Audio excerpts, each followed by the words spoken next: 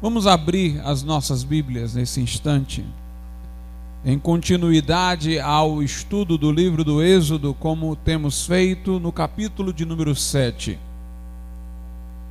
Livro de Êxodo, o segundo livro de Moisés, segundo livro da Bíblia, do Pentateuco, capítulo de número 7, leremos a partir do verso 1, todo o capítulo 7.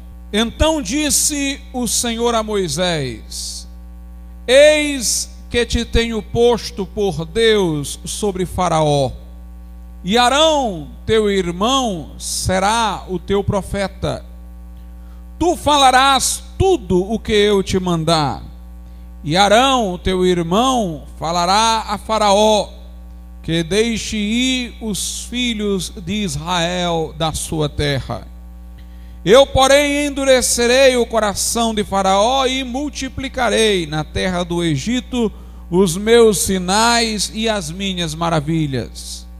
Faraó, pois, não vos ouvirá, e eu porei minha mão sobre o Egito e tirarei meus exércitos, meu povo, os filhos de Israel, da terra do Egito com grandes juízos. Então os egípcios saberão que eu sou o Senhor, quando estender a minha mão sobre o Egito e tirar os filhos de Israel do meio deles. Assim fizeram Moisés e Arão, como o Senhor lhes ordenara, assim fizeram. E Moisés era da idade de 80 anos, e Arão da idade de 83 anos, quando falaram a Faraó. E o Senhor falou a Moisés e a Arão, dizendo: Quando Faraó vos falar, dizendo: Fazei vós um milagre, dirás a Arão: Toma a tua vara e lança diante de Faraó, e se tornará em serpente. Então Moisés e Arão foram a Faraó e fizeram assim como o Senhor ordenara. E lançou Arão a sua vara diante de Faraó e diante dos seus servos, e tornou-se em serpente. E Faraó também chamou os sábios e encantadores, e os magos do Egito fizeram também o mesmo com seus encantamentos. Porque cada um lançou sua vara, e tornaram-se em serpentes, mas a vara de Arão tragou as varas deles. Porém o coração de Faraó se endureceu e não os ouviu, como o Senhor tinha falado. Então disse o Senhor a Moisés: O coração de Faraó está endurecido, recusa deixar ir o meu povo. Vai pela manhã a Faraó, eis que ele sairá às águas, põe-te em frente dele, na beira do rio, e tomarás em tua mão a vara que se tornou em cobra. E lhe dirás: O Senhor Deus dos Hebreus me tem enviado a ti, dizendo: Deixa ir o meu povo, para que me sirva no deserto. Porém, eis que até agora não tens ouvido. Assim diz o Senhor: Nisto saberás que eu sou o Senhor. Eis que eu, com esta vara que tenho em minha mão, ferirei as águas que estão no rio, e tornar-se-ão em sangue. E os peixes que estão no rio morrerão, e o rio cheirará mal, e os egípcios terão nojo de beber da água do rio. Disse mais o Senhor a Moisés: Dize a Arão: Toma a tua vara e estende a tua mão sobre as águas do Egito, sobre as suas correntes, sobre os seus rios, e sobre os seus tanques, e sobre todo o ajuntamento das suas águas, para que se tornem em sangue, e haja sangue em toda a terra do Egito, assim nos vasos de madeira como nos de pedra. E Moisés e Arão fizeram assim como o Senhor tinha mandado. E Arão levantou a vara e feriu as águas que estavam no rio, diante dos olhos de Faraó e diante dos olhos de seus servos, e todas as águas do rio se tornaram em sangue. E os peixes que estavam no rio morreram, e o rio cheirou mal, e os egípcios não podiam beber a água do rio. E houve sangue por toda a terra do Egito.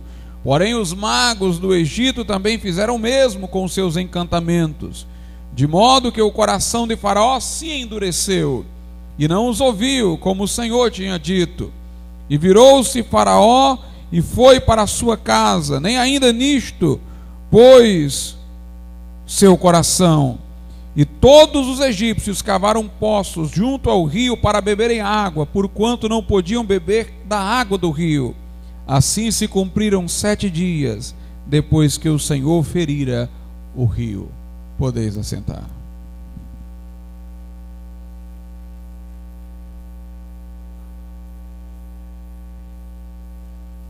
Meus amados irmãos, o versículo de número 1 do capítulo 7 de Êxodo, ele, por certo, ao ser lido, suscitou indagações em alguns irmãos. Porque Deus diz assim a Moisés: eis que te tenho posto por Deus sobre Faraó, e Arão teu irmão será o teu profeta. O que queria dizer Deus quando disse que Moisés fora posto por Deus sobre Faraó, e Arão como sendo seu profeta? Estaria ele transferindo os seus atributos de divindade a Moisés? É óbvio que não, é claro que não. Lá no deserto, quando Deus apareceu a Moisés e o chamou para ser o libertador de Israel, para ir ao encontro de Faraó com a palavra divina, Moisés, nós lemos em outras oportunidades, retrucou, questionou a sua própria aptidão para fazer aquilo que Deus lhe estava enviando a fazer. O Senhor argumentou com ele, mas ele foi insistente na sua incapacidade, faltando-lhe fé para confiar no Deus que o estava enviando. E em dado momento do diálogo, Deus se enfureceu contra Moisés, porque ele era insistente em relutar, no sentido de não cumprir o que Deus lhe estava ordenando. E Deus, irmãos, que se poderia eu assim dizer, se pudesse eu assim dizer, é o psicólogo por excelência, disse assim para Moisés: então chama teu irmão Arão. Como eu estou te falando, na perspectiva de que tu fosse aquele que levaria minha palavra a Faraó, tu vais falar a Arão. E assim como tu, em obediência a mim, deverias falar, mas não queres, Arão vai falar sob a palavra que tu hás de dizer a ele. Tu funcionarás para Arão como eu funcionei para ti. Tu serás para ele como Deus, e ele será para ti como tu deveria ter sido para mim. Ele será para ti como se fora teu profeta, teu porta-voz. Meus irmãos, por que disse eu que nessa atitude divina ele agia com equilibrado conhecimento do homem, com profunda psicologia? Porque Deus terminou mostrando a Moisés que ele julgava-se incapaz por não querer falar, e agora, por não ter querido falar, Deus o teria que pôr numa posição mais alta do que aquela que inicialmente ele deveria ter ocupado. Deus o chamara para ser um profeta, e ele disse: não tenho capacidade, não sei falar. Como se fora uma ironia, Deus disse: tu não queres ser profeta, então tu vais ser como Deus. Arão é que vai ser o teu profeta. Para que Moisés caísse em si e visse que ao não querer falar a Faraó, ele não estava sendo humilde, ele estava sendo, era incrédulo no poder de Deus para capacitá-lo.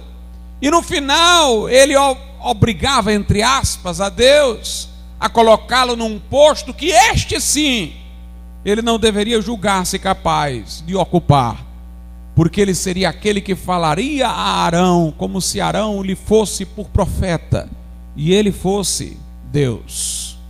Quando Deus então diz que havia posto Moisés por Deus sobre Faraó, era no sentido da ação de Moisés.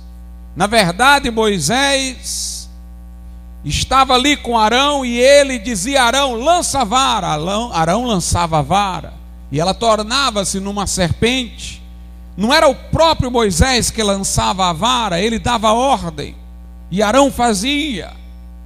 No final, é como eu tenho dito, ele se colocou na presença de Faraó numa posição mais elevada do que aquela que ele teria se meramente tivesse ido falar diretamente com Faraó. Deus, portanto, confundiu Moisés para ele aprender uma lição. Eu creio que quando Moisés chegou diante de Faraó e disse: Arão, lança a vara, ele caiu em si. Eu não quis falar porque me achei incapaz, e agora eu estou fazendo algo que é mais elevado ainda. Eu quis ficar abaixo e agora estou numa posição mais acima. Melhor é que eu tivesse escolhido ter sido um mero profeta. Naquele momento, irmãos, Moisés, na presença de Faraó, agia como se fosse Deus. Por isso Deus disse: tenho-te posto por Deus sobre Faraó, como se fosse Deus. E Arão, teu irmão, será o teu profeta. Moisés falava a Arão, Arão falava a Faraó. Mas é interessante que num primeiro momento Moisés falou com Faraó. Veja o que diz aqui o verso 2: tu falarás tudo que eu te mandar, e Arão teu irmão falará a Faraó que deixe ir os filhos de Israel da sua terra. Alguma coisa Moisés falava com Faraó. Ele falava sobre os juízos que poderiam vir. Ele falava do seu chamado. Mas, digamos assim, Arão é quem fazia o apelo. Arão era quem dizia no final: portanto, deixa o povo ir. Moisés, irmãos, quando acovardou-se, é porque ele não queria entrar num confronto com Faraó. Então ele virou aquele que fazia a exposição teórica, e Arão era o que confrontava: deixa o povo ir. Moisés e Arão ali apareciam como a lei e os profetas, denominação que é usada na Bíblia para revelar o Antigo Testamento inteiro. Moisés era como se fosse a lei é a expressão de Deus.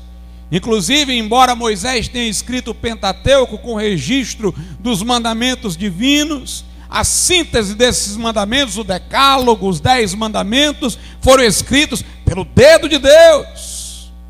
Moisés, que diante de Faraó era como se fora Deus, era como se fosse também a lei. Ele era o expositor da ordem moral violada por Faraó. Mas Arão funcionava como um profeta, porque o profeta não é um expositor, é um aplicador. O profeta era aquele que tomava a lei como ponto de partida, mas aplicava ao povo.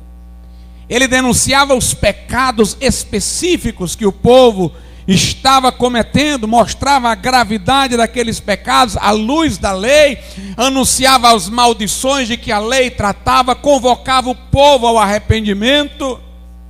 O profeta era o que interpretava a lei para a situação do povo em cada momento histórico. Ele era aquele que sabia aplicar a lei a cada estado espiritual. O profeta era aquele que confrontava o povo com os ditames da lei de Deus. Moisés era, portanto, como se fosse o expositor, mas era Arão quem confrontava.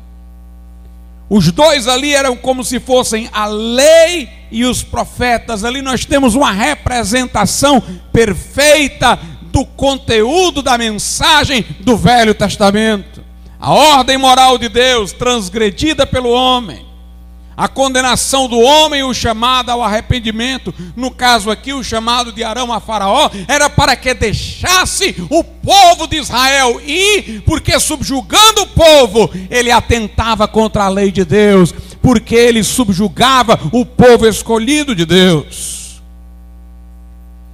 Mas Deus disse mais assim, no versículo 3 a Moisés: eu, porém, endurecerei o coração de Faraó, e multiplicarei na terra do Egito os meus sinais e as minhas maravilhas.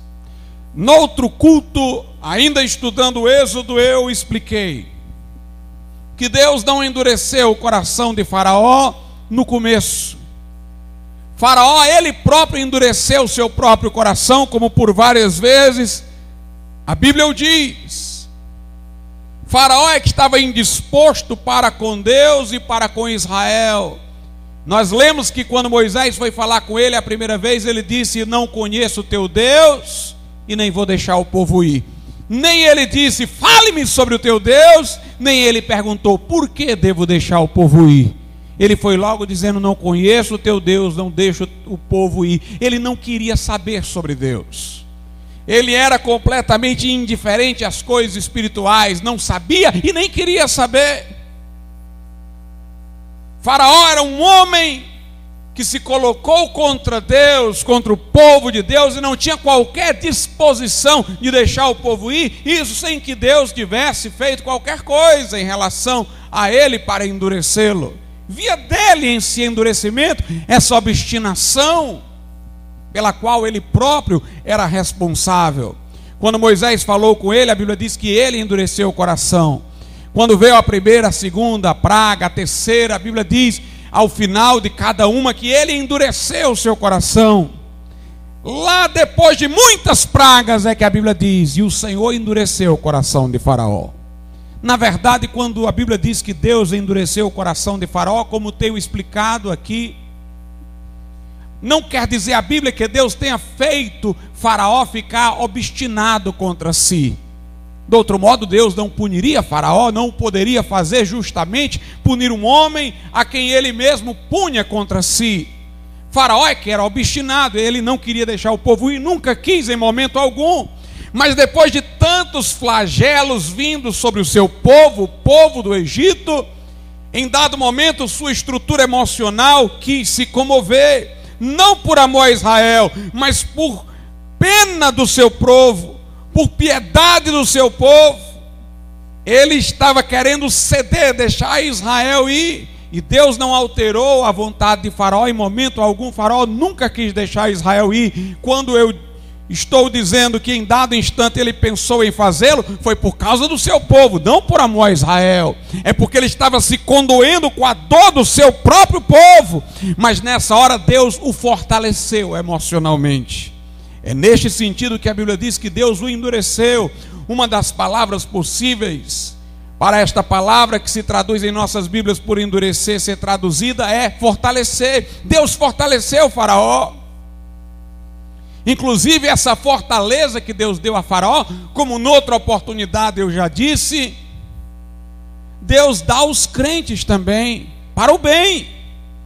Nós às vezes estamos fazendo uma obra para Deus, sofremos inúmeras perseguições, pela nossa compostura humana, pela nossa estrutura natural, emocional, nós iríamos desfalecer, mas Deus aí nos fortalece, de certa maneira nos endurece, ou seja, nos faz duros para continuar, para não ceder. Deus não está mudando a nossa vontade, nós já queremos servi-lo, nós já queremos amá-lo, nossas emoções é que estão se enfraquecendo, mas aí Ele vem e dá uma fortaleza às nossas emoções. Se Faraó quisesse fazer o bem, este endurecimento o teria feito mais perseverante no bem. Como ele já queria fazer o mal, essa reestruturação de suas emoções lhe deu capacidade de fazer o mal mais ainda. Mas Deus não muda a vontade dos homens. Por isso que cada um continua responsável diante de Deus. Se Faraó tivesse deixado o povo ir só por causa do sofrimento do seu povo, isso não seria meritório. Ele continuava tão pecador como quando não deixou ir, porque não o teria feito por amor a Deus ou ao povo de Deus. E Deus, irmãos, quis fortalecê-lo um pouco mais, para ele continuar na obstinação que já era dele, para que Deus pudesse fazer no Egito mais sinais, executar mais juízos. E por que, pastor, Deus queria fazer isso? Nós lemos aqui em cultos passados que a Bíblia diz que Deus fez isso para que o seu nome fosse conhecido em toda a terra. Na verdade, Deus fez isso, irmãos, para oportunizar a salvação ao maior número possível de pessoas. Deus queria que o maior número de pessoas, irmãos, conhecesse a palavra, soubesse dele. O objetivo de Deus era dar universalidade ao seu conhecimento, possibilitando maior número de pessoas convertidas e salvas. É interessante que estes sinais que Deus executou no Egito, foi por amor ao Egito também. Nós dizemos que estes sinais foram feitos para que todo mundo conhecesse o nome do Senhor, mas eu posso dizer que esses sinais foram feitos no Egito para que todo egípcio conhecesse o nome do Senhor. Deus fez aquilo, irmãos, para que os egípcios pudessem ver, se converter.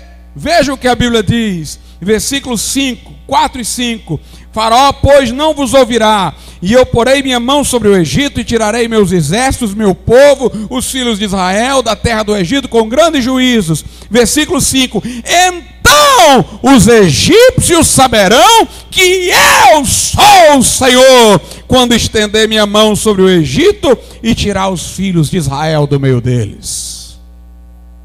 Meus amados irmãos, para os egípcios foi muito melhor ter sofrido aquilo. Se eles não tivessem sofrido aquilo, teriam vivido aqui na terra mais sadios, mas suas almas pereceriam no inferno para todo sempre, como de fato a de muitos lá pereceu, da maioria. Mas tendo Deus operado sinais, houve chance de algum egípcio se converter, de ver que o Senhor é Deus, de perceber a glória de Deus. Deus está mais interessado em nossa alma do que em nosso bem-estar físico, acredite nisso. Deus pode fazer um homem sofrer, se isso possibilitar o resgate de sua alma, porque é melhor entrar aleijado no céu do que ir com todo o corpo para o inferno. Deus estava pensando na alma dos egípcios. Alguém diz, Deus foi muito cruel com os egípcios. Ele foi duro com a vida física dos egípcios, para possibilitar salvação espiritual para eles. Porque este corpo vai perecer de qualquer modo, irmãos. O que não quer dizer que nós vamos negligenciar os pobres, os que sofrem. Nós vamos ampará-los. Mas de todo modo, mais cedo ou mais tarde, a morte, a fraqueza, a velhice, a dor chegam. O importante é que nós tenhamos nossa âncora no céu. O importante é que estejamos seguros de que o Senhor nos resgatou. É que digamos como Paulo, eu sei em quem tenho crido, estou certo de que Ele é poderoso para guardar o meu depósito até aquele dia. Note como Deus não endureceu de logo o coração de Faraó. Somente lá, depois de muitas pragas, conforme lemos aqui em oportunidade anterior. O versículo 3 diz assim: eu, porém, endurecerei o coração de Faraó e multiplicarei na terra do Egito os meus sinais e as minhas maravilhas. Deus diz que vai endurecer o coração de Faraó para que possa multiplicar os sinais. Você só multiplica o que já existe. Deus não diz, eu vou endurecer o coração dele para que eu possa iniciar os sinais. Porque quando os sinais foram iniciados, Deus não tinha feito nada. Faraó estava obstinado já dele mesmo. Sendo que se fosse pela estrutura normal de Faraó, depois de algumas pragas ele teria cedido. Só teriam acontecido alguns sinais. Ele teria desistido no meio, por causa do seu povo que estava sofrendo, não por amor a Deus ou a Israel. Mas aí Deus, para multiplicar os sinais, para fazer mais sinais ainda, para multiplicar, não para iniciar, já tinha iniciado, mas para multiplicar, para continuar fazendo sinais, fortaleceu a Faraó. É o que o texto diz claramente, para que os egípcios soubessem que Ele era o Senhor, para que o mundo inteiro conhecesse o nome do Senhor, para que nós tivéssemos uma Bíblia contando essa história hoje. Aleluia, até hoje Deus está sendo glorificado por aquilo que fez, para que esse registro, irmãos, estivesse aqui e nós estivéssemos agora maravilhados com a obra que Deus fez. Aleluia. Diz aqui a Bíblia que quando eles foram ter com Faraó, Deus disse assim a Moisés: Moisés, tu manda Arão lançar a vara. Quando o Faraó pediu um sinal, pediu um milagre, manda que Arão lance a vara. E este vai ser o milagre, ela vai se tornar numa serpente. Moisés fez isso diante de Faraó. Aí o Faraó chamou os seus sábios e encantadores, pessoas envolvidas com artes ocultas, com esoterismo, cultuadores do diabo sem saber. E estes magos do Egito, o Novo Testamento lhes dá o nome, Janes e Jambres, lançaram suas varas também, e elas viraram igualmente em serpentes. Mas a serpente que veio da vara de Arão engoliu as serpentes que vieram da vara dos magos. Meus amados irmãos, isso já seria motivo bastante para convencer Faraó, mas veja que é um homem obstinado. Faraó, na mente dele, não levou em conta o fato de a vara de Moisés, ou a vara de Arão, ou a serpente que veio da vara, ter engolido as duas outras serpentes que vieram das varas de seus magos. Faraó não levou isso em conta, ele só levou em conta o seguinte: tu fez a vara virar serpente, Moisés? Fizeste, melhor dizendo, tu fizeste a vara virar serpente? Pois os meus magos também fizeram. Meus irmãos, quando o homem está obstinado, ele só vê o que ele quer ver.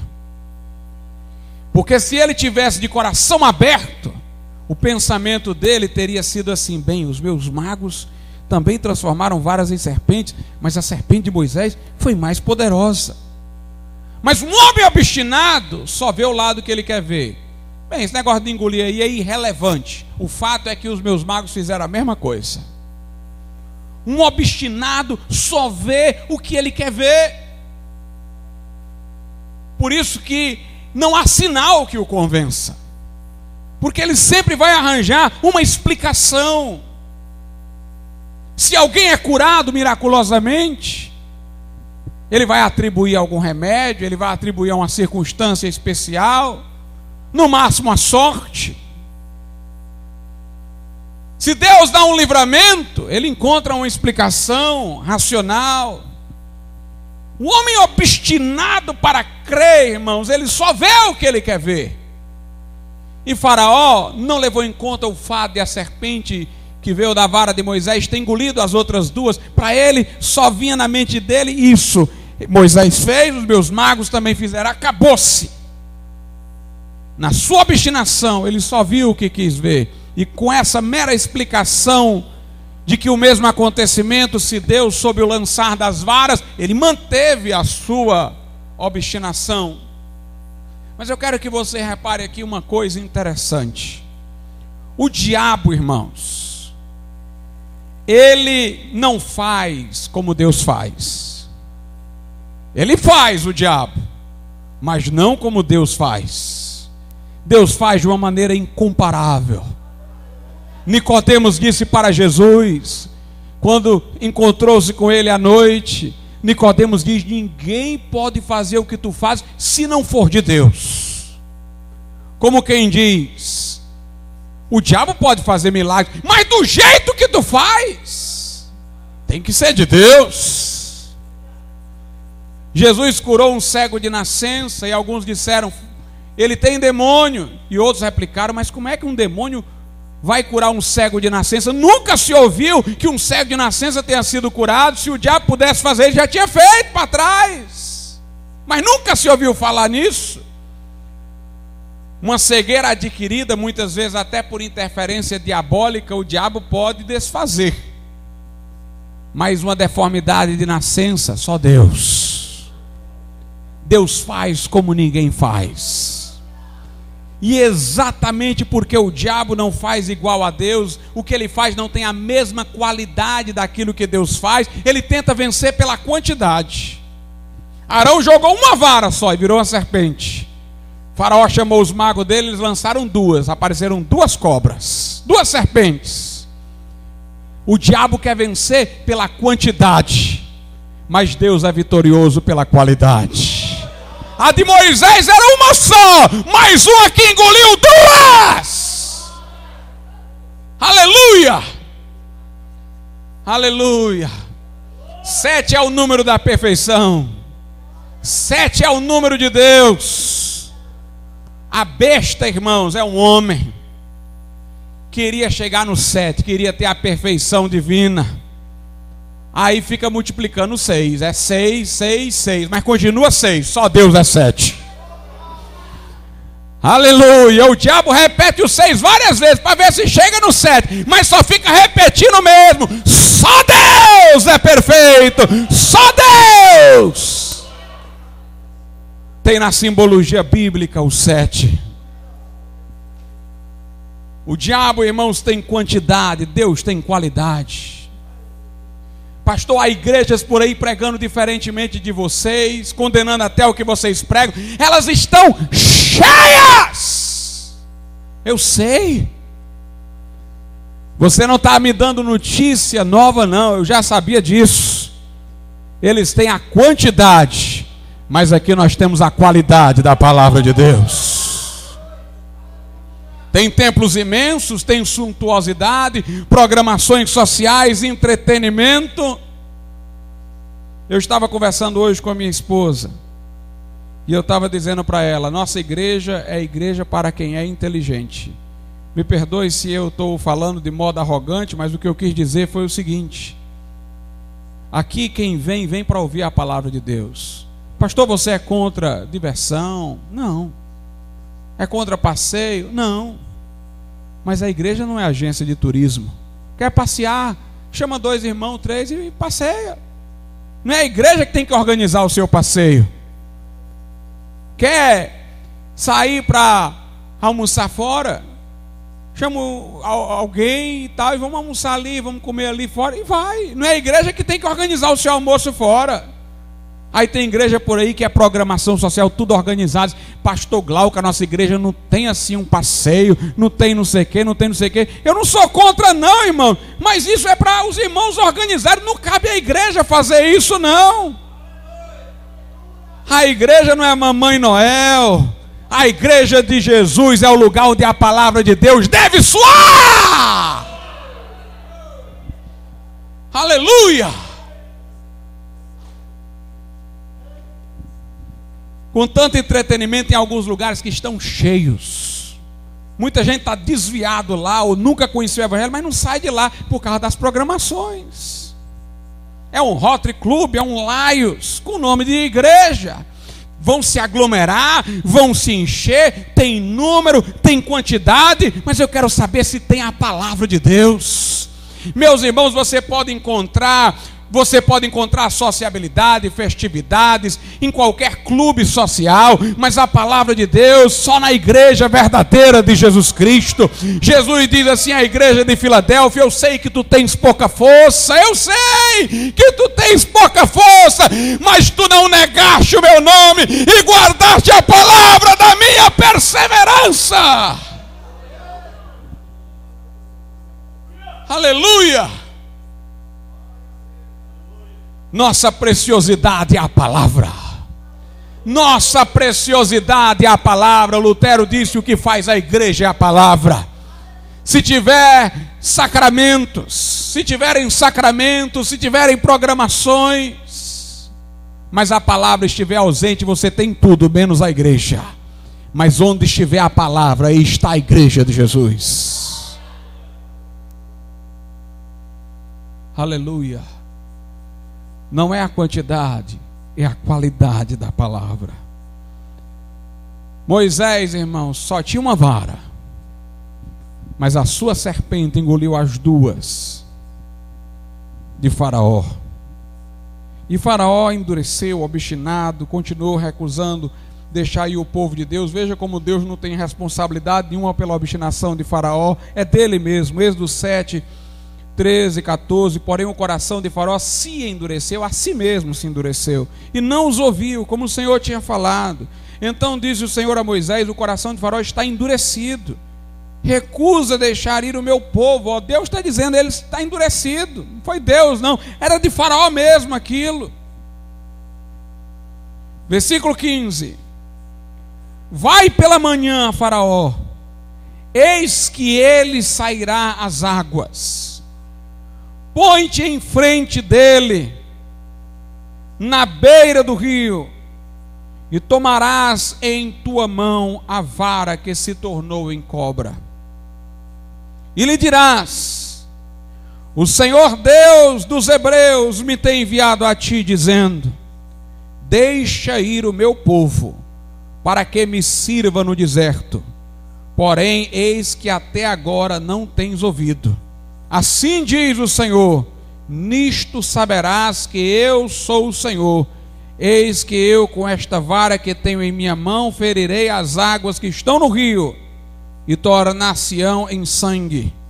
E os peixes que estão no rio morrerão, o rio cheirará mal, e os egípcios terão nojo de beber da água do rio.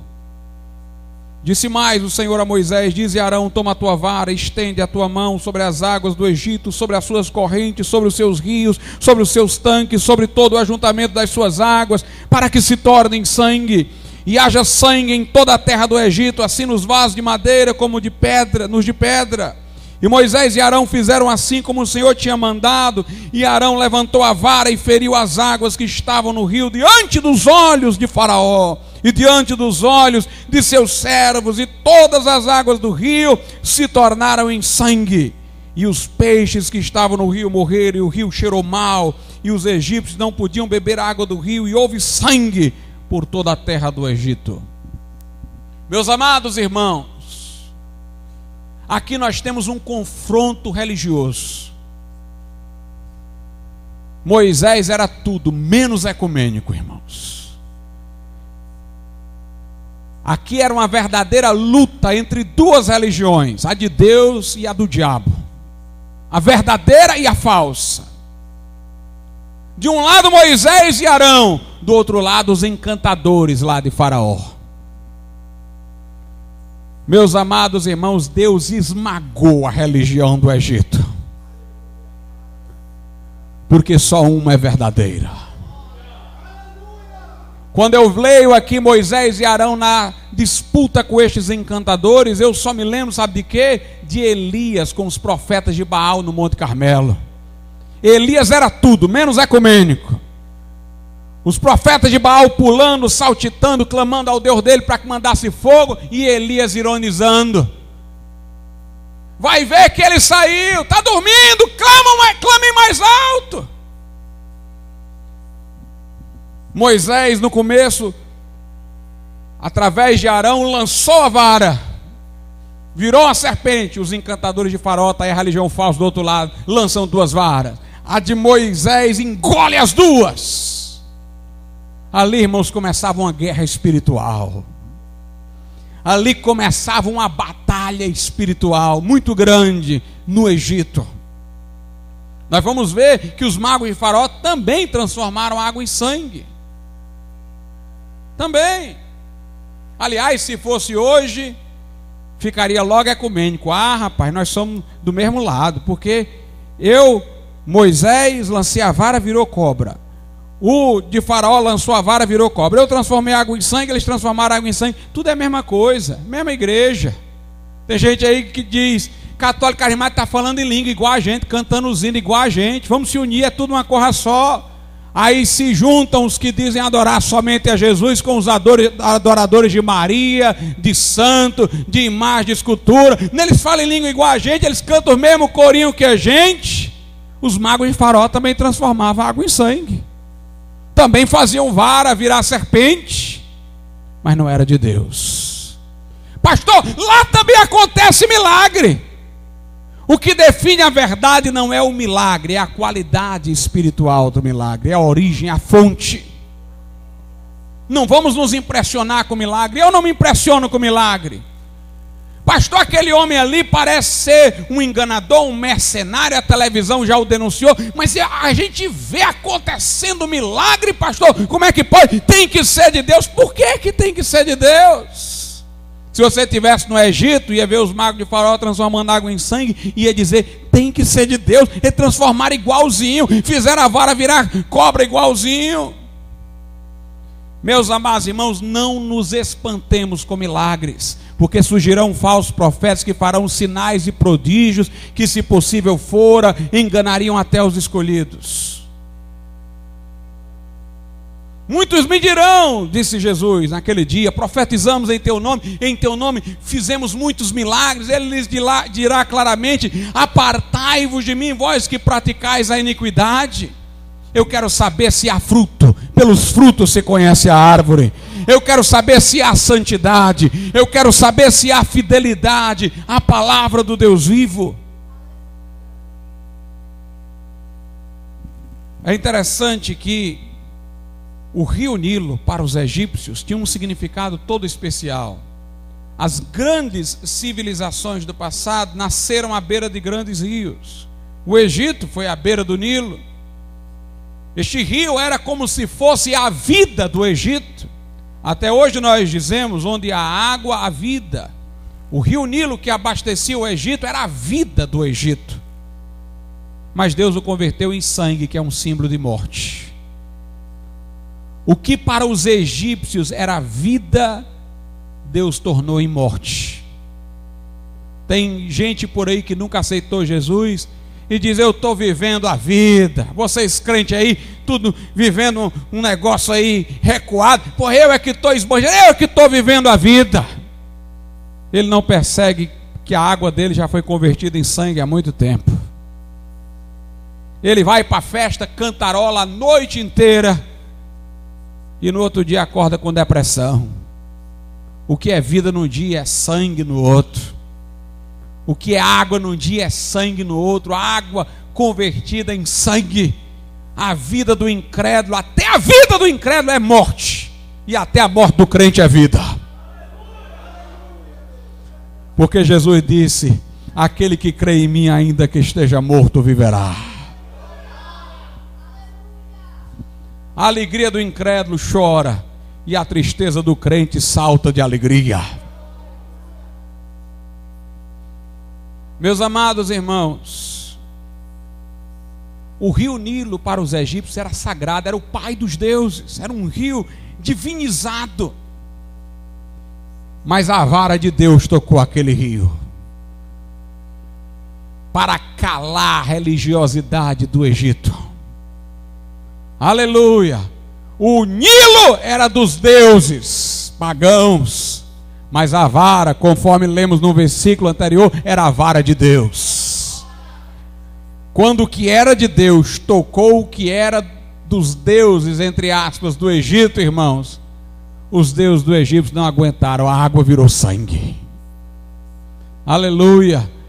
Quando Deus toca para juízo, a água vira sangue. Quando Deus toca para misericórdia, o sangue estanca. Lembra-se da mulher com fluxo de sangue? Ela sangrando, eu vou aqui no meio da mulher e vou tocar nele. Quando ela tocou, dele saiu o poder. Ela tocou em Jesus, de Jesus saiu o poder, o sangue estancou. Porque quando você procura em Cristo a misericórdia, o toque dele estanca o sangue, estanca a morte, traz vida. Mas se você estiver sobre o juízo de Deus, é a água que torna-se-á em sangue. Aleluia. Diz aqui a Bíblia, versículo de número 22. Porém os magos do Egito também fizeram o mesmo com seus encantamentos, de modo que o coração de Faraó se endureceu e não os ouviu, como o Senhor tinha dito. Alguém disse, pastor, se toda a água do Egito havia sido convertida em sangue, como é que esses magos transformaram água em sangue também? De onde é que encontraram água límpida para fazê-la virar sangue? O versículo 24 explica. E todos os egípcios cavaram poços junto ao rio para beberem água, porquanto não podiam beber água do rio. A água do rio ficou convertida em sangue, mas eles fizeram uns poços e encontraram água que não fora convertida em sangue. Beberam dessa água com escassez. E foi dessa água que os magos tiraram para mostrar a Faraó que eles também convertiam água em sangue. Faraó olhou para aquilo, como ele era obstinado, pronto, não deixa o povo ir, também nós fazemos, isso aqui não tem nada demais. Meus amados irmãos, veja como o Faraó era obstinado. Ele só via o que ele queria ver. Para ele olhou, viu a água virando sangue, está resolvido. Eu queria saber, não era se os magos poderiam converter água em sangue, não. Eu queria saber se eles poderiam desfazer o que Moisés fez, né? Se fosse para a prova mesmo, Faraó tinha chegado por mago e dito: desfaça o que ele fez. Eles também converteram água em sangue. Mas eu quero saber se eles podiam fazer a água que Moisés converteu em sangue voltar a ser água. Se Faraó usasse a inteligência, ele faria isso.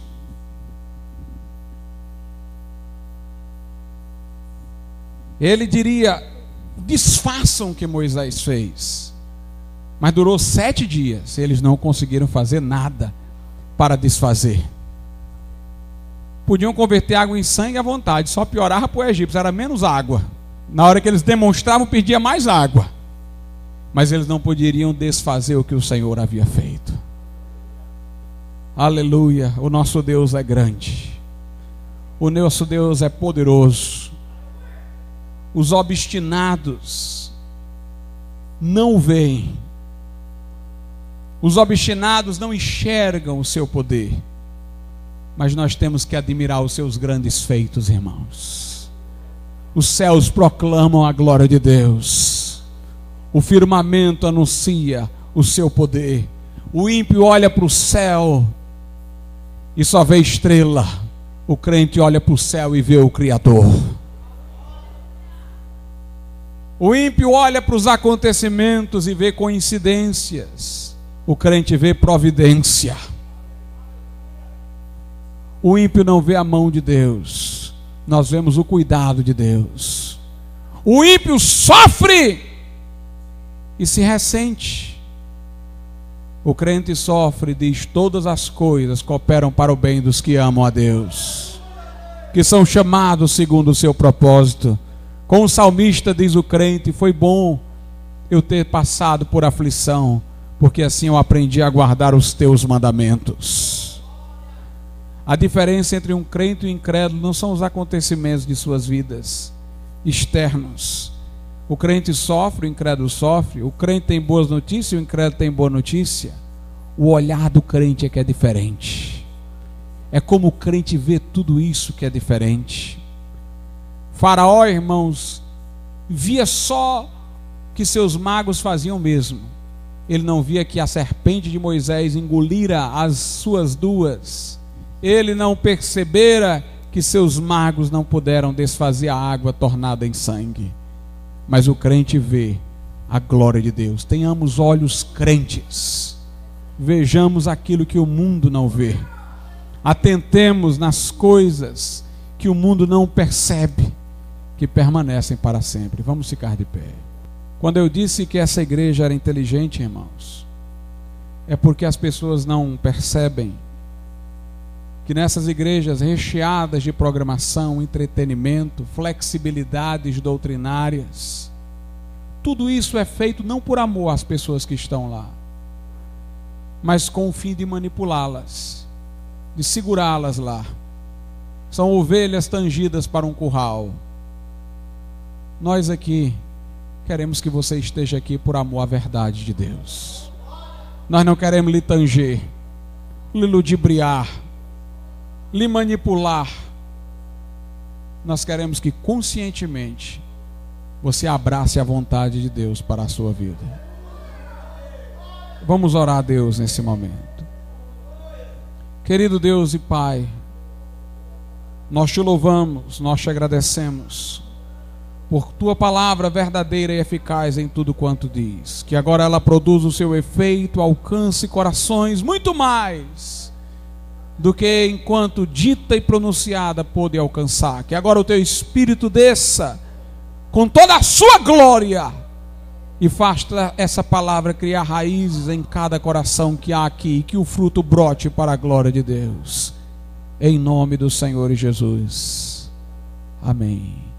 Eu gostaria de perguntar nessa noite, se há alguém aqui que diz: pastor, eu não sou crente ainda, se eu morresse agora, eu não sei se iria para o céu, eu não tenho segurança do perdão de meus pecados, não tive ainda uma transformação profunda na minha vida, não a entreguei confiadamente a Deus, para Ele é mudar, mas agora eu quero fazê-lo, quero entregar minha vida a Jesus. Onde você estiver, levante a sua mão, eu quero orar pela tua vida. Se há alguém hoje aqui nessa noite que quer aceitar Jesus, levante a mão. Vou pedir irmão Cleito que vem aqui à frente, irmão Fabiano, vamos cantar aquele corinho. Abre os meus olhos, eu quero ver Cristo. Peça a Deus para abrir hoje aqui os seus olhos. Peça a Deus para ver, para enxergar Cristo Jesus.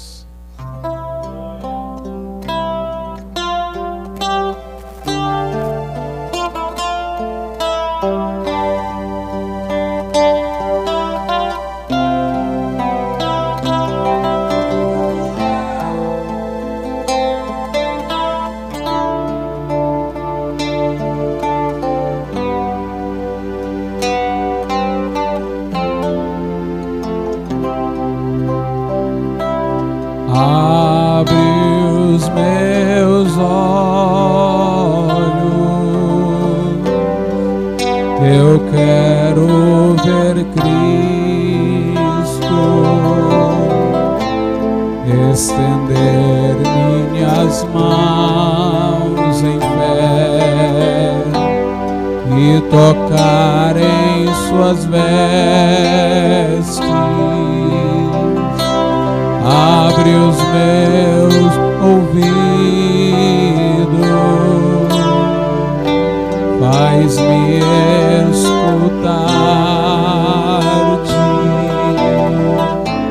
Abre os meus olhos, eu quero ver Cristo. Mais uma vez eu pergunto nessa noite: onde está a primeira pessoa hoje aqui que diz: eu quero, pastor, entregar a minha vida, o meu coração ao Senhor Jesus?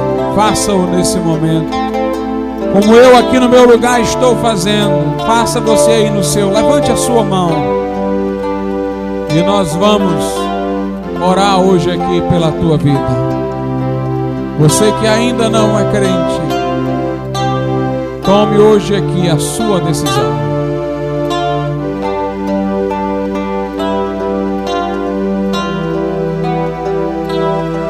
Podeis sentar, irmãos, nesse momento. Aqueles que tiverem a oportunidade, ou aqueles que tiverem avisos com a oportunidade.